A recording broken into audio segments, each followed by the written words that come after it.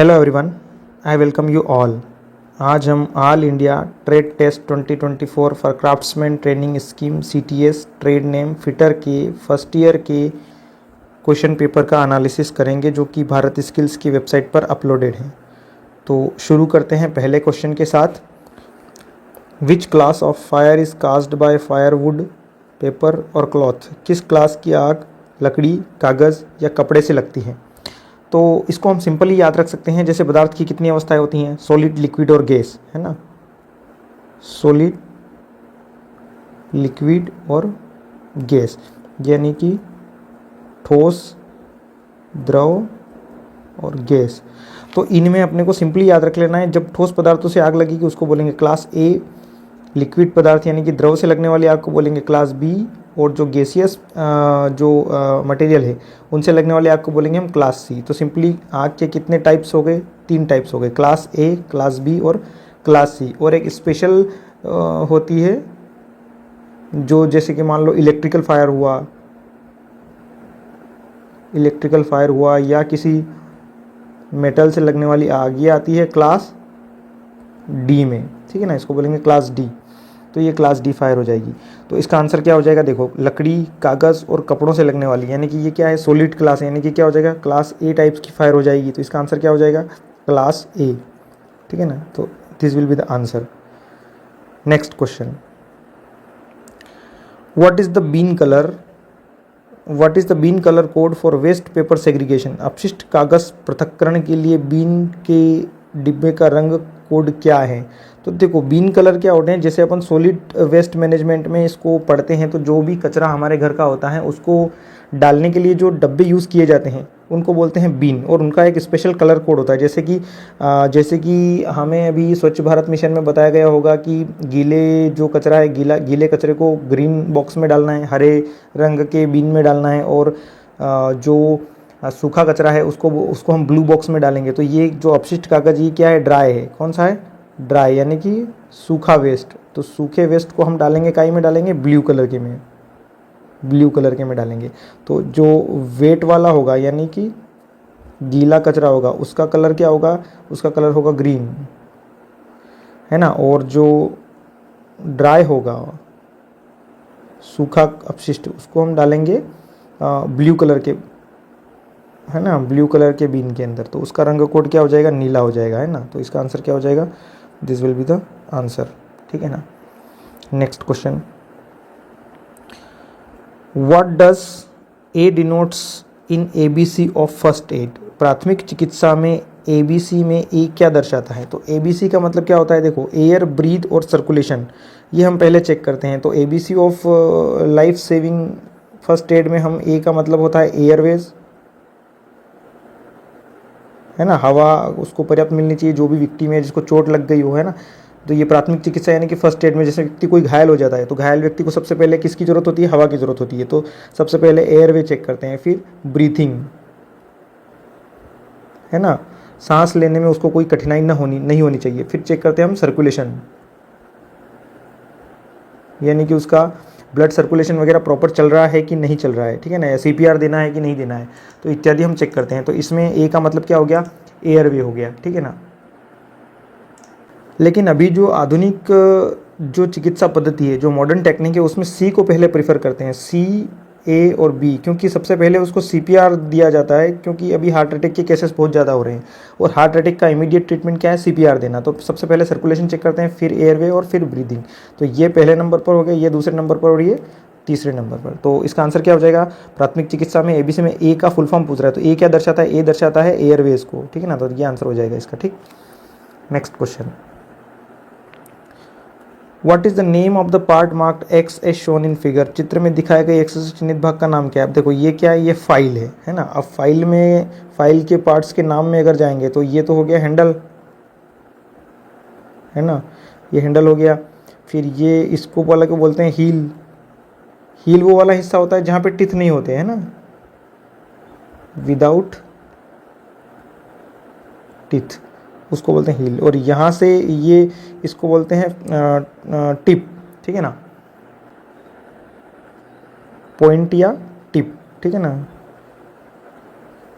Tip या point. और इसमें ये जो यहाँ से टिप से लेकर के ये हील तक की जो डिस्टेंस है इसको बोलते हैं फाइल लेंथ, कि कितने mm की फाइल है, ठीक है ना, ये यहाँ तक का हिस्सा। और ये जो रिंग है इसको बोलते हैं फेरुल। और ये वाला जो हिस्सा है जो चित्र में दिखाया गया है ये है टैंग, ठीक है ना, इसको बोलते हैं टैंग। तो आंसर देखते हैं ऑप्शन में क्या है, तो ये दिया ही है इसने टैंग, तो ये इसका आंसर हो जाएगा। ठीक, ये फाइल के पार्ट्स के नाम हो गए। नेक्स्ट क्वेश्चन है, which chisel is used for squaring materials at the corners and joints, ठीक है ना, कॉर्नर और जॉइंट्स से मटेरियल रिमूव करने के लिए कौन से चीजल का उपयोग किया जाता है। तो देखो इसका आंसर होगा ये होगा डायमंड पॉइंट चीजल, ठीक है ना, डायमंड पॉइंट चीजल, जिसके आगे का हिस्सा डायमंड शेप में कटा होता है ताकि वो जो नुकीले कॉर्नर्स होते हैं, कॉर्नर्स और ग्रूव्स, वहाँ पर अच्छे से मटेरियल रिमूव कर सके। Next, what is the name of part of a hammer marked X as shown in figure, X के रूप में चिन्हित हैमर के भाग का नाम बताइए। अब हैमर के हिस्सों में तो ये तो आप जानते ही हैं, सिंपली इसको तो बोलते हैं हैंडल, ठीक है ना, ये है पिन, ये बाल पिन हैमर है, इसको बोलते हैं फेस, है ना, और ये क्या है, ये चिक, गाल, और ये जो है ये है आई होल, आई होल, ये हो गए हैमर के हिस्सों के नाम। तो ये जो एक्स से चिन्हित भाग का नाम क्या हो जाएगा, चिक हो जाएगा, ठीक है ना। तो क्या आंसर होगा, ये A3 will be the answer, तो ये उसका आंसर हो जाएगा, ठीक है। Next, which file has parallel edges throughout the length, अब कौन सी फाइल में जो है पूरी लंबाई में समांतर किनारे होते हैं, मतलब फाइल मतलब ये इस तरह की फाइल,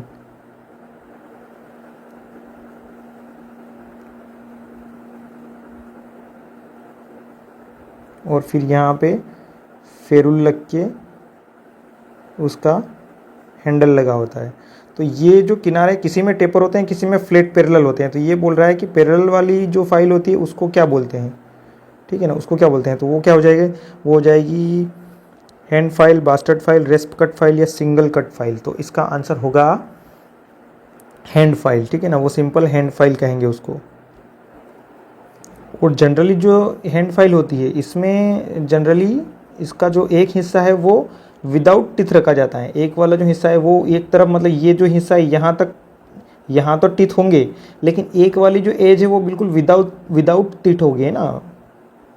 ये थोड़ा सा टंग ट्विस्टर है, बोलने में आ नहीं रहा है, विदाउट टिथ। और जो बिना टिथ वाला हिस्सा होता है ना, बिना टिथ वाला, उसे बोलते हैं सेफ एज। और ये जो हम स्क्वायरिंग करते हैं उसमें बहुत काम आता है हिस्सा, यानी कि जो पैरेलल फाइल होती है उसको हम सेफ एज फाइल भी बोलते हैं। ये कौन सी होती है, हैंड फाइल होती है, ठीक है ना। Next question, which calliper is used for finding the centre of round bar, round bar का केंद्र ज्ञात करने के लिए किस कैलिपर का उपयोग किया जाता है। तो देखो कौन सा ऐसा कैलिपर है जिसमें देखो इनसाइड कैलिपर से हम अंदर का व्यास नापते हैं, आउटसाइड कैलिपर से हम बाहर का व्यास नापते हैं, और फर्म जॉइंट कैलिपर ये ऐसा कोई टाइप होता नहीं है, मतलब होता तो है लेकिन इससे हम सेंटर ज्ञात करने में उपयोग नहीं करते इसका। तो इसमें क्या आ जाएगा, जेनी कैलिपर। जेनी कैलिपर मतलब एक टांग बड़ी और एक टांग छोटी, ये इस तरह का होता है।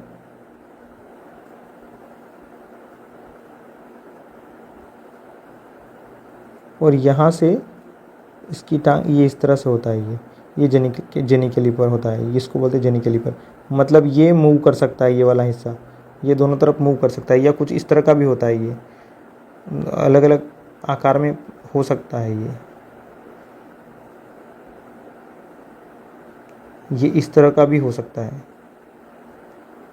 ये इस तरह का भी हो सकता है, जिससे ये क्या है, ये मूव कर सके इधर से उधर, ताकि ये जो है जिसका सेंटर ज्ञात करना हो वहाँ पर ये वाली लेग को रखते हैं और इसको घुमाते हैं, फिर ये अपने आप को एडजस्ट करते करते हम सेंटर ढूंढ लेते हैं, या ये वाला हिस्सा इसमें, ठीक है ना। तो इसका नाम है जेनी कैलिपर। तो आंसर क्या हो जाएगा, जेनी कैलिपर। इसके कई और भी नाम है, इसको जेनी कैलिपर भी बोलते हैं, जेनी कैलिपर भी बोलते हैं, हर्मेफ्रोडाइट कैलिपर भी बोलते हैं, हर्मेफ्रोडाइट, है ना, हर्मेफ्रोडाइट कैलिपर भी बोलते हैं, ओड लेग कैलिपर भी बोलते हैं। ओड लेग मतलब एक टांग छोटी एक बड़ी, ओड लेग कैलिपर भी बोलते हैं। और क्या बोलते हैं इसको, लेग एंड पॉइंट कैलिपर भी बोलते हैं, लेग एंड पॉइंट कैलिपर भी बोलते हैं। और क्या बोलते हैं इसको, जेनी कैलिपर तो दिया ही है, तो जेनी कैलिपर भी बोल सकते हैं, ठीक है ना। तो ये इसका आंसर हो जाएगा। Next question, what is the name of angular measuring instrument shown in figure. चित्र में दिखाए गए कोणीय मापक यंत्र का नाम क्या है। तो देखो ये क्या दिख रहा है आपको, एक कोण नापने का यंत्र दिख रहा है। कोण नापने के यंत्र में क्या क्या आता है, बेवल गेज, बेवल प्रोटेक्टर, है ना, यूनिवर्सल बेवल गेज, ये सारे जो हैं ये एंगुलर मेजरिंग डिवाइसेस हैं, ये सब एंगुलर मेजरिंग डिवाइसेस। लेकिन ये जो चित्र में दिखाया गया है इसका नाम क्या है, ये हैं यूनिवर्सल बेवल गेज। क्या है, यूनिवर्सल बेवल गेज। ये इस तरह का, इसको बोलते हैं universal bevel gauge, universal bevel gauge. क्योंकि साइन बार से भी एंगल नापते हैं, लेकिन ये क्या है, यहाँ से ये क्या सब तरफ से एडजस्टेबल होता है। यहाँ से इसको यहाँ से भी एडजस्ट कर सकते हैं, यहाँ से भी एडजस्ट कर सकते हैं। ये ब्लेड मूवेबल होती है, ये ब्लेड मूवेबल होती है, यानी कि किसी भी प्रकार की सरफेस पे हम एंगल मेजर कर सकते हैं, इसलिए इसका नाम है यूनिवर्सल बेवल गेज। क्वेश्चन दिया है, which chisel is used for cutting oil grooves. Oil grooves को काटने के लिए किस छेनी का उपयोग किया जाता है, फ्लैट छेनी, वेब छेनी, हाफ राउंड नोज छेनी या डायमंड पॉइंट छेनी। तो ऑयल ग्रूव्स मतलब जो इस तरह के स्लॉट्स होते हैं ना, ये इस तरह के ग्रूव्स, ये ग्रूव्स, इनको साफ करने के लिए कौन सी छेनी का यूज़ करेंगे, तो वो क्या हो जाएगा, इसका होगा हाफ राउंड नोज चीजल, है ना, हाफ राउंड नोज चीजल, क्योंकि वो थोड़ी सी अर्धगोलाकार होती है, इसलिए इसका उपयोग ऑयल ग्रूव्स को काटने या साफ करने में किया जाता है। Next question, what is the name of vice shown in figure. चित्र में दिखाई गई वाइस का नाम क्या है। तो देखो ये बहुत छोटी सी वाइस होती है, इस वाइस को क्या बोलते हैं, पिन वाइस बोलते हैं। क्या बोलते हैं, पिन वाइस। यहाँ से पिन लगा के इस पिन को होल्ड करने के काम आती है, तो इसका नाम है पिन वाइस। सिंपल आंसर है, ठीक। Next question, what is the accuracy of protractor head in combination set. Combination यानी कि संयोजन सेट में प्रोटेक्टर हेड की परिशुद्धता या एक्यूरेसी क्या है, 1 डिग्री। पहले तो ये कॉम्बिनेशन सेट क्या काम आता है, मतलब कॉम्बिनेशन सेट में जो प्रोटेक्टर वाला हिस्सा ये क्या काम आता है, एंगल मेजर करने के काम आता है, कोण नापते हैं इससे। तो इसकी परिशुद्धता मतलब क्या होता है, एक्यूरेसी का मतलब होता है मिनिमम, है ना, minimum measurement that can be done with accuracy, है ना, उसको बोलते हैं परिशुद्धता। मतलब ये कम से कम कितना मेजरमेंट जो है वो ले सकता है, उसको बोलते हैं अल्पतमांक या परिशुद्धता, ठीक है ना। तो ये होगा, तो इसका अल्पतमांक कितना हो जाएगा, इसका अल्पतमांक होगा 1 डिग्री, ठीक है ना। प्रोटेक्टर मतलब सिंपल चांदी की बात कर रहा है, तो प्रोटेक्टर ही होगा, भले वो कॉम्बिनेशन सेट में लगा हो तो उससे क्या फ़र्क पड़ता है। तो इसका आंसर क्या हो जाएगा, 1 डिग्री, ठीक है ना। Next question, which punch is used for witness mark. Witness mark मतलब निशान दिखने के लिए किस पंच का उपयोग करते हैं। तो पंच उपयोग कहाँ करते हैं, जैसे मान लो कहीं ड्रिल करना है तो सबसे पहले क्या करते हैं, पंच से निशान कर लेते हैं, फिर वहाँ पर ड्रिल करते हैं। मतलब पहले एक निशान बनाते हैं, मार्क बनाते हैं, तो उस मार्क को क्या बोलते हैं, विटनेस मार्क, है ना, विटनेस मार्क बोलते हैं। तो विटनेस मार्क के लिए कौन से पंच का उपयोग किया जाता है, डॉट पंच, पिन पंच, बाल पंच या सेंटर पंच। देखो सेंटर पंच तो होगा नहीं, क्योंकि सेंटर पंच का जो कटिंग एंगल है वो 90 डिग्री होता है। और प्रिक पंच जो है, प्रिक पंच भी फिर 2 टाइप के होते हैं, एक 30 डिग्री में आता है, एक 60 डिग्री में आता है। तो जनरली 60 डिग्री वाला प्रेफर करते हैं, और 60 डिग्री वाले को बोलते हैं अपन डॉट पंच, है ना, डॉट पंच भी बोलते हैं इसको। तो आंसर क्या हो जाएगा, इसका आंसर हो जाएगा A1, ये जाएगा डॉट पंच, ठीक है ना। नेक्स्ट क्वेश्चन, अब ये जो चित्र में दिख रहा है इसमें जो एक्स मार्क है इसका नाम बताना है, ये वाला पार्ट्स कौन सा है, what is the name of part marks x shown in figure. Surface gauge में एक्स के रूप में चिन्हित भाग का नाम क्या है, ये जो है ना, ये है सरफेस गेज। ये सरफेस गेज क्या काम आता है, ये लेथ मशीन में सेंटरिंग के काम आता है ना, useful in centring in lathe machine, है ना, लेथ मशीन में काम आता है। ये क्या काम आता है, सेंटरिंग करने के काम आता है, इसलिए इसका नाम क्या है, सरफेस गेज। क्या नाम है इसका, सरफेस गेज। तो सरफेस गेज में इसमें देखो 2-3-4 चीज़ें होती है। एक तो ये होता है, इसको बोलते हैं स्क्राइबर, है ना, स्क्राइबर। ये मार्किंग, ये शाफ्ट को टच करके चलता है, हम शाफ्ट को मार्किंग कर देते हैं, उसमें टच करके इसको लगा रख देते हैं पास में लेथ की बेड के ऊपर।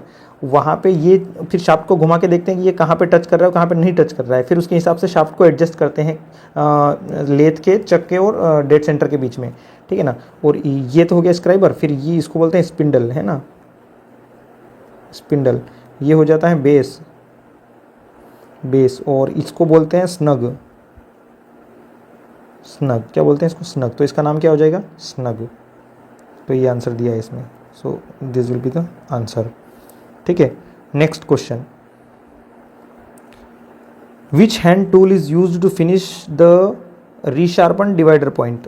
किस हाथ के औजार का उपयोग पुनः तीक्ष्ण गए डिवाइडर के पॉइंट को समाप्त करने के लिए किया जाता है? हिंदी में तो थोड़ा उलझ जाओगे, अपन इंग्लिश में भी देख सकते हो, है ना। तो भाई डिवाइडर का जो पॉइंट है उसको रीशार्पन करना, मतलब जैसे मान लो ब्लंट हो गया, घिस गया डिवाइडर का पॉइंट, तो उसको वापस नुकीला करने के लिए कौन से टूल का उपयोग करेंगे? फाइल, ग्राइंडर, स्क्रैपर या ऑयल स्टोन? तो इसमें ऑयल स्टोन का इस्तेमाल करते हैं। ऑयल स्टोन कुछ नहीं, एक पत्थर टाइप का होता है इस तरह का, है ना, क्यूबिक टाइप में इस तरह का एक पत्थर होता है सिंपली, है ना। इसको इस तरह से बना सकते हैं आप, ये इस तरह का पत्थर होता है, इसको बोलते हैं ऑयल स्टोन। ये काम में आता है, काय के लिए काम आता है? Resharpen the divider point. ठीक है ना, तो आंसर हो जाएगा इसका oil stone. Next question, which vice is use to hold the hollow cylindrical jobs? खोखले बेलनाकार जाप को पकड़ने के लिए किस वाइस का उपयोग किया जाता है? पिन वाइस तो मैंने बोला पिन को पकड़ने के लिए, तो ये तो आंसर होगा नहीं, ठीक है ना, पाइप वाइस होगा। अब हैंड वाइस नहीं होगा, बेंच वाइस नहीं होगा, क्योंकि बेंच वाइस तो सॉलिड को पकड़ने के लिए उपयोग होता है ना, सॉलिड में इसका उपयोग होता है। लेकिन इसका आंसर क्या हो जाएगा? Pipe vice. पाइप वाइस मतलब जैसे पाइप को पकड़ने, पाइप क्या होता है? खोखला होता है, तो होलो सिलिंड्रिकल हो जाएगा, तो इसका आंसर हो जाएगा पाइप वाइस। ठीक,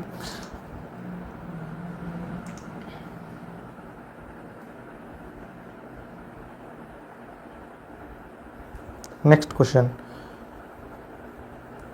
what is the name of the angle between the axis of chisel and job surface while chipping?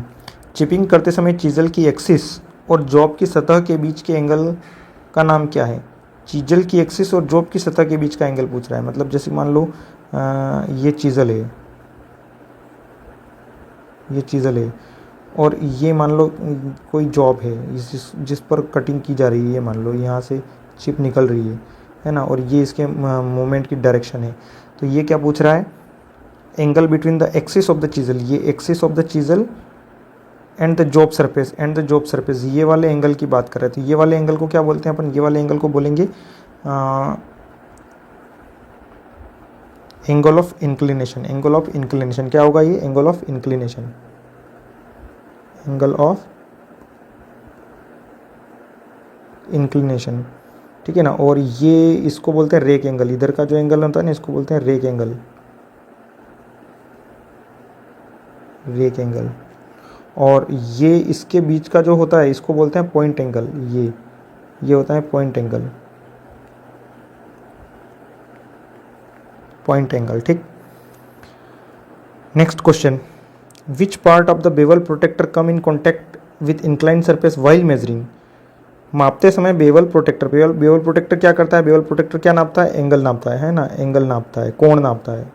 Hindi में बात करें तो कोण नापता है। कौन सा भाग झुकी हुई सतह के संपर्क में आता है?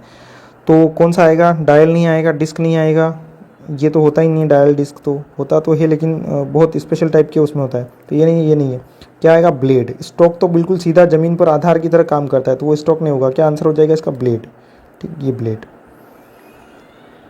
Which is an immediate life saving procedure, मतलब तत्काल जीवन रक्षक। किसी को अगर चोट लग गई या कोई घायल हो गया तो सबसे पहले तो क्या देंगे उसको? फर्स्ट एड ही देंगे, जो उसकी जीवन को बचाएगा। तो क्या हो जाएगा? इमीडिएट लाइफ सेविंग प्रोसीजर क्या है? First aid. और सबके घरों में फर्स्ट एड बॉक्स होना चाहिए। Next question, what is the first step to avoid accident at work? कार्यस्थल पर दुर्घटना से बचने का पहला कदम क्या होगा? ये तो जनरल आंसर दिए जा सकते हैं इनके। सुरक्षा उपकरण पहनना, चीज़ों को अपने तरीके से करना, सुरक्षा सावधानियों का पालन करना, अत्यधिक कुशल। तो पहला कदम क्या होगा? पहला कदम होगा सबसे पहले तो हम सुरक्षा सावधानियों का पालन करेंगे तो एक्सीडेंट होगा ही नहीं ना। ऑब्जर्विंग सेफ्टी प्रिकॉशंस, या सुरक्षा सावधानियों का पालन करना, तो ये इसका आंसर हो जाएगा। ठीक, next question, which process breaks down the material into organic compounds that are used as manure? कौन सी प्रक्रिया सामग्री को कार्बनिक यौगिकों में तोड़ देती हैं जिनका उपयोग खाद के रूप में किया जाता है? अब देखो, कई सारी ऐसी चीज़ें होती है जो फैक्ट्रियों से निकला हुआ वेस्ट या खेतों किसानी से निकला हुआ वेस्ट, जिसको हम बायोडिग्रेड करते हैं, मतलब डिकम्पोस्ट करते हैं, मतलब कि वो खाद के रूप में कन्वर्ट हो जाए। तो खाद बनाने के लिए क्या करता है? डिकम्पोस्ट होगा, है ना, कंपोस्टिंग बोलते हैं उसको। क्या बोलेंगे? कंपोस्टिंग। ये कंपोस्टिंग। तो क्योंकि टूट कर बिल्कुल खाद के रूप में बनाना, वो होगा कंपोस्टिंग। ये नहीं होगा। रिसाइकलिंग का मतलब होता है उसको वापस यूज़ करना, जैसे प्लास्टिक का रिसाइकल होता है, तो ये नहीं होगा, है ना। बर्निंग एंड ये तो ख़त्म ही हो जाएगा ना, जला ही देंगे तो फिर खाद थोड़ी बनेगा उसका, ठीक, राख बनेगी फिर। विच मार्किंग मीडिया इज़ पॉइजनस, कौन सा मार्किंग मीडिया जहरीला होता है? तो जहरीला कौन सा होता है? तो वाइट वाश तो होता नहीं है, पर्शियन ब्लू भी जहरीला नहीं होगा, पर इसमें होगा कॉपर सल्फेट, क्योंकि कॉपर सल्फेट क्या होता है? कॉपर सल्फेट सल्फ्यूरिक एसिड के साथ एक घोल बनता है चूने का, ठीक है ना, कॉपर और एसिड का घोल बनता है, तो वो पॉइजनस होता है, ठीक है ना। तो इसका आंसर ये हो जाएगा। तो this will be the answer, copper sulphate. Next question क्या है? चित्र में दिखाए गए वाइस का क्या नाम है? तो ये देखो कौन सी है वाइस, तो दिख रही है, ये इसको घुमाते हैं और ये जाज दोनों बंद होते हैं ना, ये दोनों जाज, इसको जैसे ही घुमाते हैं तो ये दोनों जा बंद होते हैं। इसमें हम किसी भी वस्तु को होल्ड कर लेते हैं और ये इतनी छोटी होती है कि इसको हाथ से भी होल्ड किया जा सकता है। तो क्या हो जाएगा? ये हैंड वाइस। कौन सी चीज़ है ये? हैंड वाइस, ठीक है ना। इसका आंसर हो जाएगा हैंड वाइस, ये hand vice. Next question, which angle represented by symbol gamma on the cutting chisel shown in figure, चित्र में दिखाए गए कटिंग चीजल पर प्रतीक गामा द्वारा कौन सा कोण दर्शाया गया है? तो देखो इसमें मैं पहले ही बता चुका हूँ, इसको बोलते हैं, ये है इंक्लिनेशन एंगल, है ना, इंक्लिनेशन एंगल। ये वाला जो है, ये वाला हिस्सा, ये है पॉइंट एंगल, और ये है रेक एंगल। क्या है? Rake angle. तो ये क्या पूछ रहा है? रेक एंगल के बारे में पूछ रहा है, गामा वाले के बारे में पूछ रहा है। तो आंसर क्या हो जाएगा इसका? Rake angle. इसको क्लियरेंस एंगल भी बोलते हैं, जो इंक्लिनेशन एंगल है इसी का दूसरा नाम है क्लियरेंस एंगल, है ना, ये हो जाएगा। Next question, which type of file use to make the job closer to the finishing size, job को फिनिशिंग साइज के करीब लाने के लिए किस प्रकार की फाइल का उपयोग किया जाता है? तो single cut, double cut, second cut. तो इसका नाम सिंपल है, सेकंड कट फाइल को हम फिनिशिंग पर्पस के लिए यूज़ करते हैं, सेकंड कट फाइल, ठीक। Next question, what is the name of the file shown in figure, चित्र में दिखाई गई फाइल का। अब देखो ये स्पेशल टाइप की फाइल है, ये इस तरह से, ये तीनों ऐसे कर्व्ड है, लेकिन इनका जो क्रॉस सेक्शन है वो अलग है। ये स्क्वायर मतलब रेक्टेंगुलर क्रॉस सेक्शन में है, ये हाफ राउंड में है, और ये ट्रायंगुलर में है। तो इन फाइलों को बोलते हैं रिफलर फाइल। क्या बोलते हैं? रिफलर फाइल। इस प्रकार की फाइलें जो फाउंड्री में यूज़ होती हैं, मोल्डिंग बनाने वाले या पैटर्न बनाने वाले इनको फाइल्स को यूज़ करते हैं, जहाँ पे इंट्रिकेट शेप यानी कि जो कठिन आकृतियाँ हैं उनकी जब फाइलिंग करनी होती है, फिनिशिंग करनी होती है, तब इस तरह की फाइलों का उपयोग किया जाता है, ठीक है ना। तो ये इसका आंसर हो जाएगा। Next question, where will be the weight of the hammer be stamped, hammer का वजन कहाँ अंकित किया जाता है? मान लो कोई हथौड़ा है, जैसे मान लो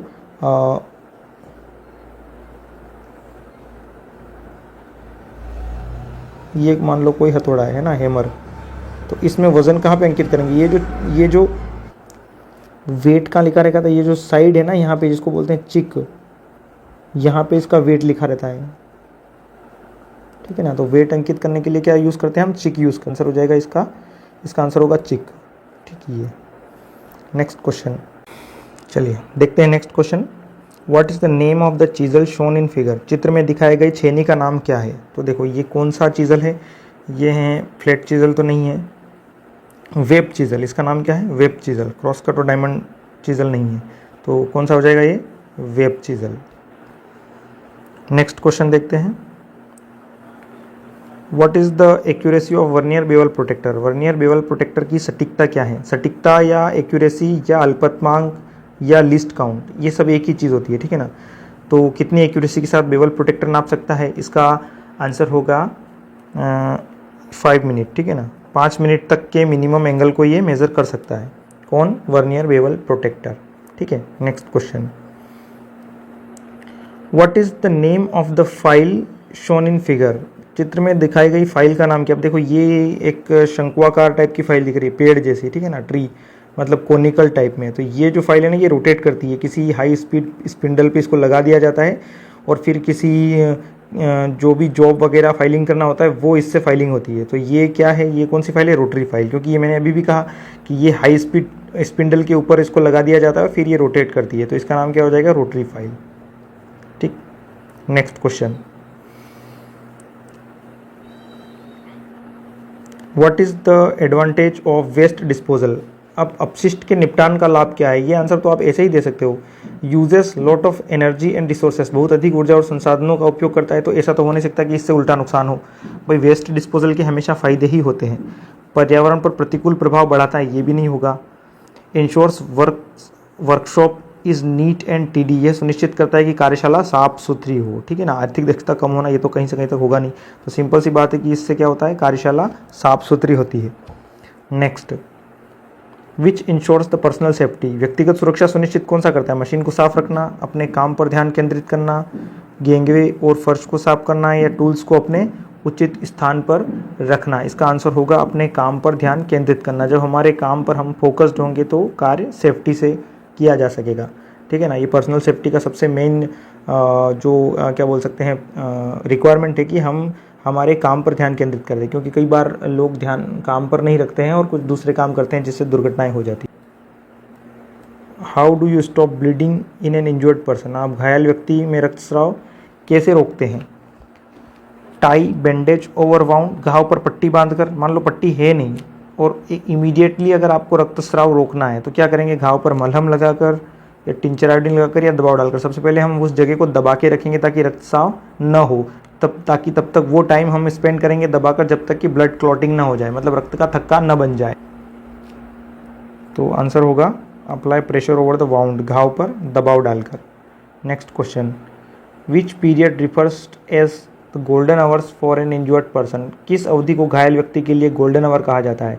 गोल्डन आवर वो टाइम होता है जब जिस अवधि के दौरान मरीज को प्राथमिक चिकित्सा दी जाए, सबसे ज़्यादा ज़रूरत होती है और वो सबसे इम्पोर्टेंट टाइम होता है, उसको बोलते हैं गोल्डन आवर। घायल होने के बाद का जो घंटा होता है उसको बोलते हैं हम गोल्डन आवर। उसको बोलेंगे ये घटना के बाद के पहले 30 मिनट, ये सबसे इंपॉर्टेंट होते हैं। अगर मान लो घटना के पहले के 30 मिनट में अगर उसे सही चिकित्सा मिल गई तो किसी की भी जान इजीली बचाई जा सकती है।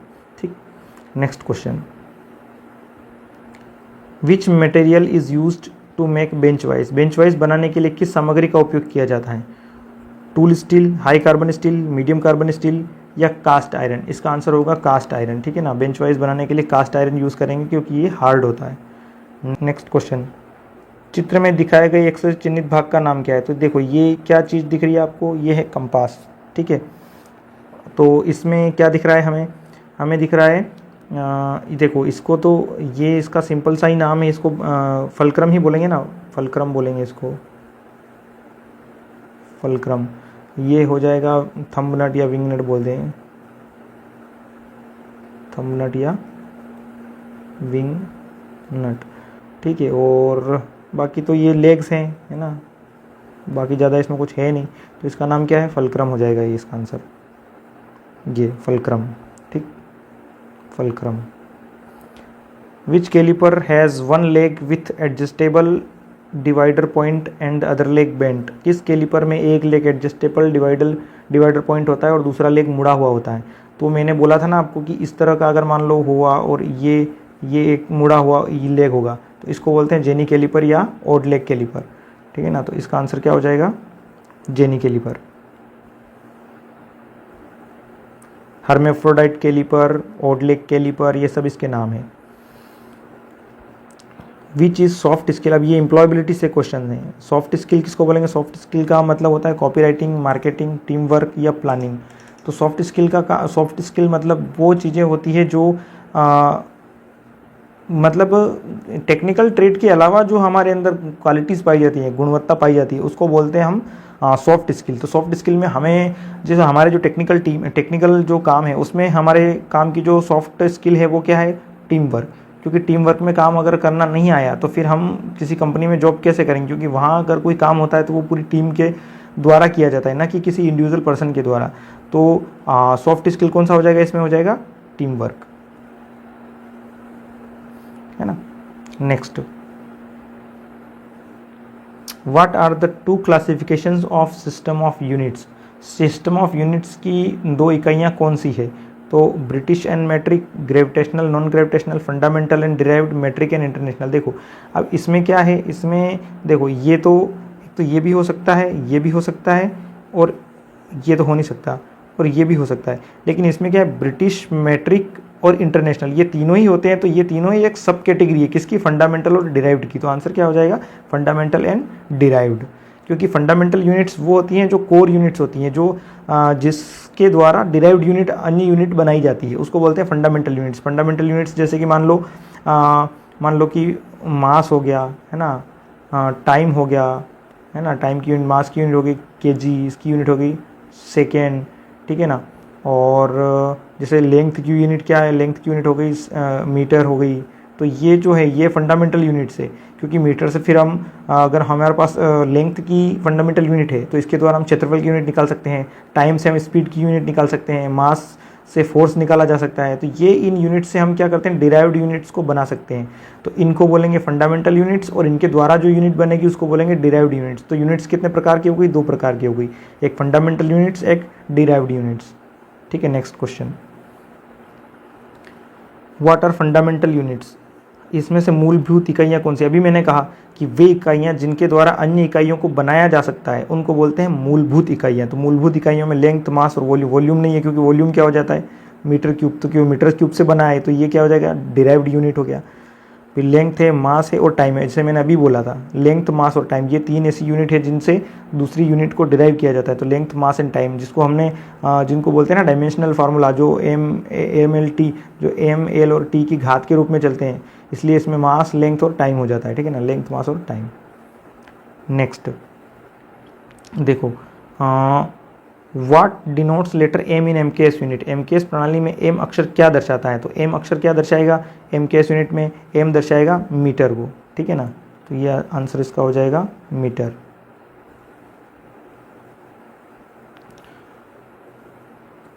How many millimetres are there in 1 inch. 1 inch में कितने मिलीमीटर होते हैं, तो 25.4 mm, याद ही रखना है इसको सीधे, 25.4 mm। Next, what is the square of 529। तो ये आप निकाल लेना, इसको मैं कैलकुलेट नहीं कर रहा हूँ, इसका सीधे आंसर लगा रहा हूँ, क्योंकि इसमें 529 का स्क्वायर आप करके देखेंगे तो आएगा 23। ठीक है, next, convert 0.546 into percentage, fraction into percentage, दशमलव भिन्न को प्रतिशत में बदलिए। ठीक है ना, तो इसको प्रतिशत में बदलने के लिए क्या करना है, सीधे हमने को 100 से डिवाइड करना है इसको।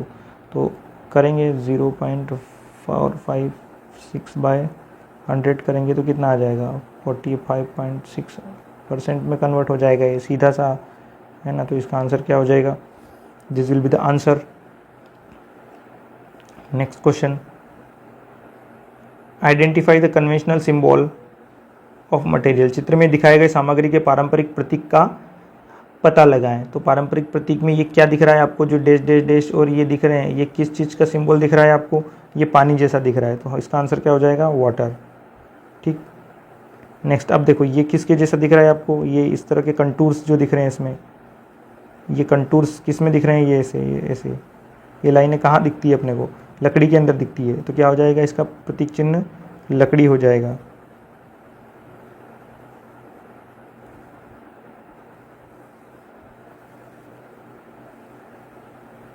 Next, identify the name of the instrument. चित्र में दिखाए गए उपकरणों के नाम की पहचान करें। तो ये क्या दिख रहा है अपने को, चांदा दिख रहा है, सिंपल सी बात है। तो ये दिया ही है, प्रोटेक्टर मतलब कि चांदा है, बहुत ही easy question. Next question, identify the name of set square. Set square दिख रहा है, कौन से वाला दिख रहा है, 45 डिग्री वाला दिख रहा है। तो 45 सेट स्क्वायर हो जाएगा, ये हो जाएगा 45 सेट स्क्वायर। कंपास का नाम बताएं। Compass used to draw for. Compass का उपयोग किसको ड्रा करने के लिए किया जाता है, कंपास हम क्यों यूज़ करते हैं। सभी स्कूल के कंपास में जो कंपास आता है ना, उसको कंपास बोलते हैं, ये वाले को, जिससे हम क्या बनाते हैं, सर्कल बनाते हैं। तो क्या आंसर हो जाएगा इसका, वृत्त।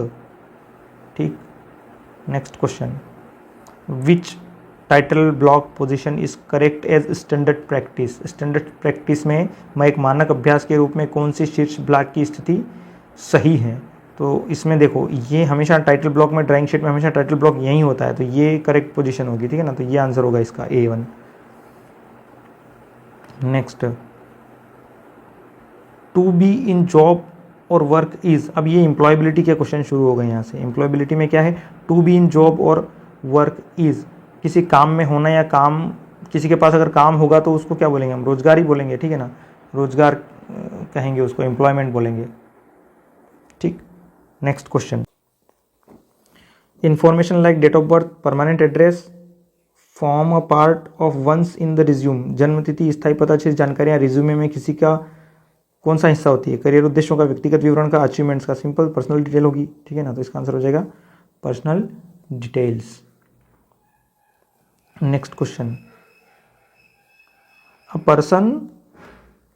Person with grow mindset is always willing to, एक विकास मानसिकता वाला व्यक्ति हमेशा तैयार रहता है आराम करने में, बढ़ो, बदलो और सीखो, चुप रहने में, अमीर बनने में, बढ़ो, बदलो और सीखो, यही चीज़ होती है एक सक्सेसफुल इंसान में, ठीक है ना, तो ये आंसर हो जाएगा इसका। Next, job what have become outdated in past 5 years, कौन सी नौकरियां पिछले 5 वर्षों में पुरानी हो गई, एसटीडी बूथ खत्म हो गए, ओला और उबर तो अभी चल रहे हैं, स्विगी भी अभी का है, तो ये तो अभी रिसेंट में चल रहे हैं, लेकिन पिछले 5 सालों में एसटीडी बूथ खत्म हो गए, तो आंसर हो जाएगा एसटीडी बूथ, ठीक है। नेक्स्ट क्वेश्चन, नैतिकता का अर्थ क्या है, नैतिक होने का मतलब वो चीज़ें जो हमें किसी ने बताई नहीं है, जो कहीं लिखी नहीं है कि ये करना चाहिए कि नहीं करना चाहिए, वो हमारी ओवरऑल पर्सनालिटी का ही क्राइटेरिया होता है कि हमें क्या चीज़ें करना चाहिए, क्या चीज़ें नहीं करना चाहिए, तो उसको बोलते हैं एथिक्स या नैतिकता। तय करें कि मानव आचरण के लिए क्या सही है और क्या गलत, मैंने कहा ना कि what does and what does not do, तो ये चीज़ें जो हम डिसाइड करते हैं किसके थ्रू करते हैं, हम एथिक्स के थ्रू करते हैं, तो आंसर क्या हो जाएगा, decide what is right and wrong for a human conduct. Next, values are, values किसको बोलते हैं, वैल्यू मतलब मान, क्या होता है, समयनिष्ठ नहीं है, not punctual, motivates our attitude and action, very costly, या ऑल हैव सेम वैल्यू।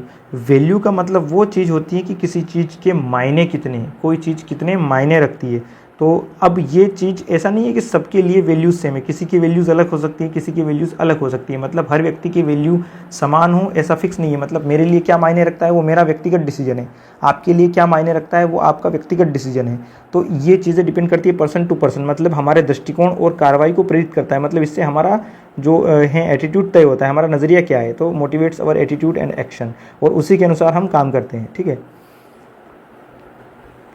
इस brief statement about purpose and principles of the constitution, संविधान के उद्देश्य और सिद्धांतों के बारे में संक्षिप्त विवरण है, पाठ्यक्रम, मापांक, प्रस्तावना या इकाई, तो संविधान के बारे में सबसे महत्वपूर्ण चीज़ होती है उसका प्रीएम्बल, यानी कि प्रस्तावना, क्योंकि प्रस्तावना को ही संविधान की जान कहा गया है, ठीक है ना, तो ये है इसका आंसर, प्रीएम्बल या प्रस्तावना, क्योंकि संविधान की प्रस्तावना में ही भारत को डिफाइन किया गया है कि भारत धर्मनिरपेक्ष होगा, समाजवादी होगा, संप्रभुत्व जो भी होगा, हम भारत के लोग ये शपथ लेते हैं, इस प्रकार की प्रीएम्बल है, इसको आप एक बार पढ़ लेना। Next, identify the improper term, अनुचित पद को पहचानिए, हरित प्रदूषण, जल प्रदूषण, वायु प्रदूषण, ध्वनि प्रदूषण। अब जल प्रदूषण, वायु प्रदूषण और ध्वनि प्रदूषण, ये सब तो क्या है, पोल्यूशन के टाइप्स, लेकिन ग्रीन पोल्यूशन कुछ होता नहीं है, ग्रीन पोल्यूशन तो अभी तो हम ग्रीन इवोल्यूशन की तरफ बढ़ रहे हैं, तो ये प्रदूषण का प्रकार नहीं है, तो ये ओड हो जाएगा, है ना, तो इसका आंसर होगा A1।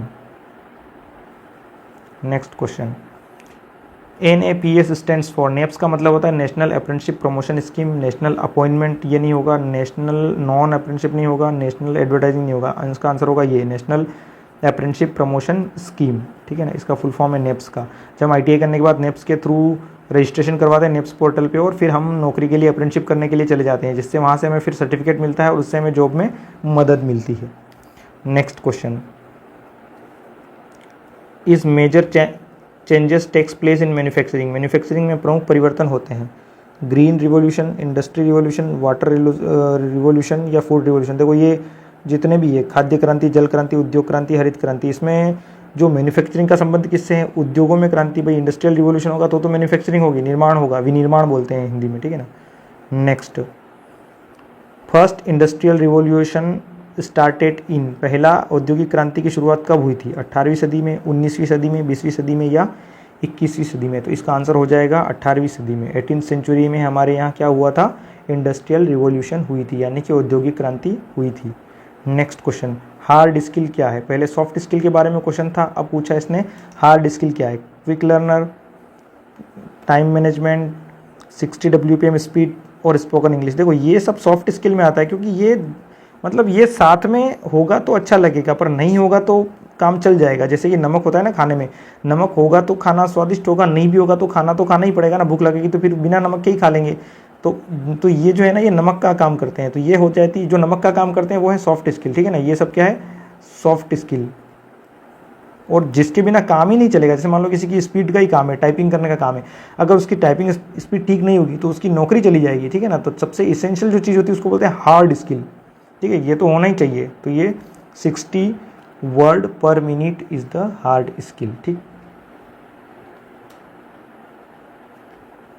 Next question, to grow yourself you must. अपने आप को विकसित करने के लिए आपको क्या करना चाहिए? अपने कार्यालय को जाने, खुद को जाने, अपने संस्थान को जाने या देश को जाने। बाकी सब चीज़ें बाद में जानेंगे, पहले खुद को तो जानेंगे, जब तो बाकी की दुनियादारी को जानेंगे, ठीक है ना। तो खुद को जाने, इसका आंसर होगा।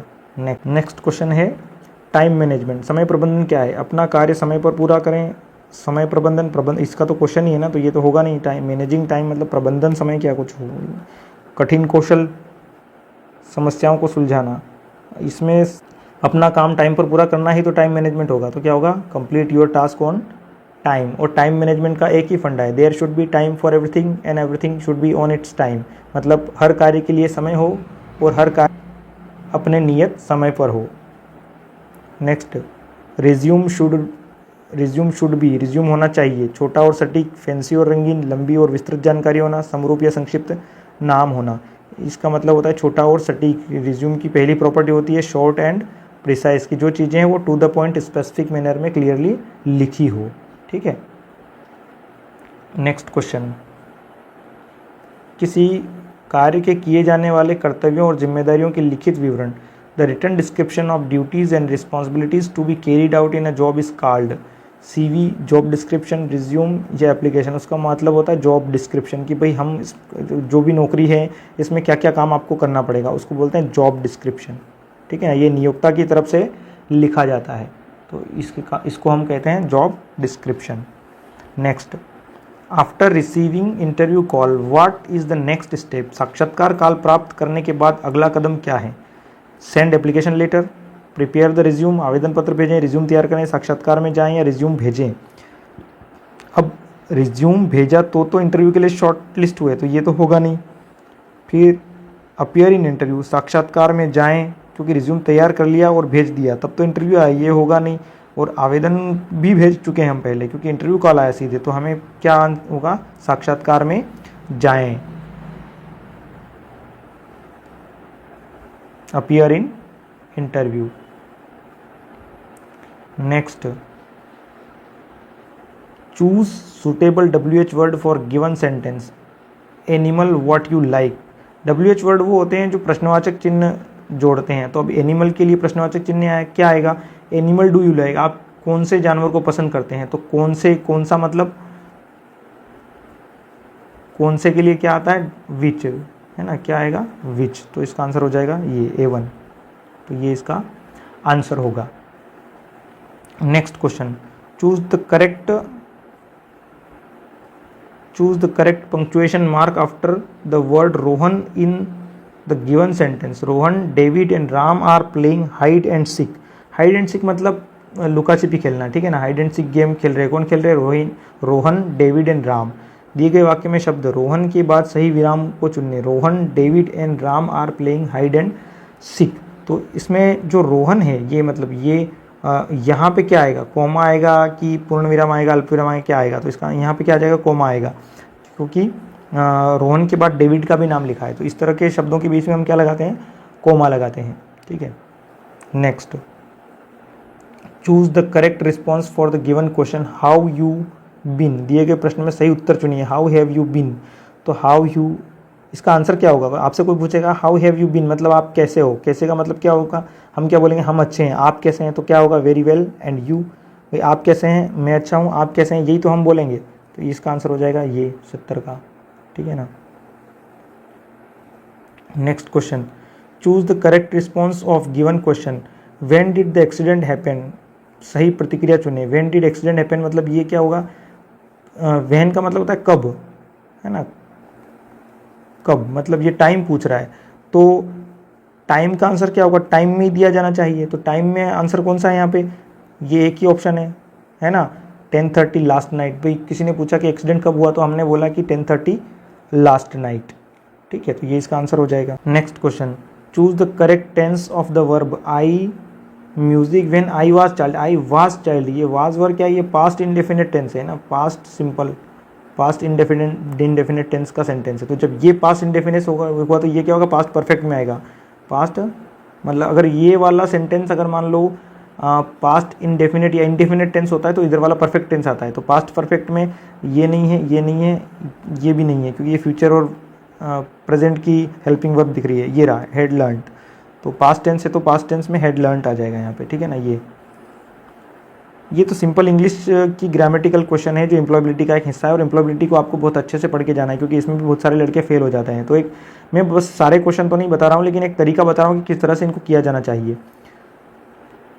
Curriculum vitae is also known as, भाई करिकुलम विटाई या करिकुलम वाइट को क्या किस रूप में भी जाना जाता है, तो सीवी भी बोलते हैं, रिज्यूमे भी बोलते हैं। तो यही रिज्यूमे और सीवी एक ही चीज़ होता है, ठीक है ना, उसी को करिकुलम विटाई भी बोलते हैं, रिज्यूमे भी बोलते हैं। Next question, fill in the blanks with comparative adjective, your pencil is than mine. अब देखो इसमें क्या तुलनात्मक रूप से बताया गया है, तो तुलना की हुई, क्या तुम्हारी पेंसिल मेरी पेंसिल से क्या, या तो छोटी होगी, नुकीली होगी, है ना, ब्लंट होगी, या छोटी होगी, जैसे भी होगी। तो योर पेंसिल इज देन लगा है ना, तो देन लगाने के साथ क्या हो जाएगा, ये शार्प, ब्लंट, थिक। अब इसमें क्या है, ये तीनों तो सिंपल नाउन है, लेकिन ये यहाँ पर क्या है कि डिग्री का सेकेंड फॉर्म है। शार्पर क्या होगा, शार्पर, शार्पेस्ट। तो जहाँ पे तुलना होती है वहाँ पे डिग्री का सेकेंड फॉर्म आता है, तो शार्पर आएगा यहाँ पे, ठीक है, तो ये आंसर हो जाएगा। Next question, fill in the blanks with correct future tense verb. इसमें फ्यूचर टेंस की वर्ब लगाना है। We to zoo after breakfast, कि ब्रेकफास्ट के बाद हम कहाँ जाएंगे, जू में जाएंगे। तो जू में जाएंगे तो उसके लिए क्या आ जाएगा, वेंट तो होगा नहीं, आर भी नहीं होगा, हेड भी नहीं होगा, विल गो, विल होगा, क्योंकि फ्यूचर की सहायक क्रिया क्या है, विल है, विल और शेल। तो विल और शेल आ जाएगा, क्योंकि हम जाएंगे, ब्रेकफास्ट के बाद जाएंगे, क्या है, फ्यूचर टेंस है, तो फ्यूचर टेंस में एक ही आ रहा है, विल गो, तो this will be the answer, है ना। तो अब ये तो ख़त्म हो गया है, ठीक है, तो आंसर की आ गई इसकी। तो ये था क्वेश्चन पेपर, एक सैम्पल क्वेश्चन पेपर था जिसको मैंने आपके सामने एनालाइज करके सॉल्व करके बताया कि किस तरह से सवालों के जवाब दिए जाते हैं। ये सिर्फ एक प्रैक्टिस है, और इसी तरह के आप ऑब्जेक्टिव क्वेश्चन आंसर यूट्यूब पर ढूंढेंगे तब भी मिलेंगे, और मैं तो इस पर काम कर ही रहा हूँ। जैसे जैसे मुझे समय मिलेगा मैं फिटर के जो इसी की जो 3 इसमें PDF डली हुई है उनका एनालाइज करके आपके इस चैनल पर पोस्ट कर दूँगा। तो आप इस चैनल को देखते रहिए, लाइक कीजिए, सब्सक्राइब कीजिए। Thank you very much.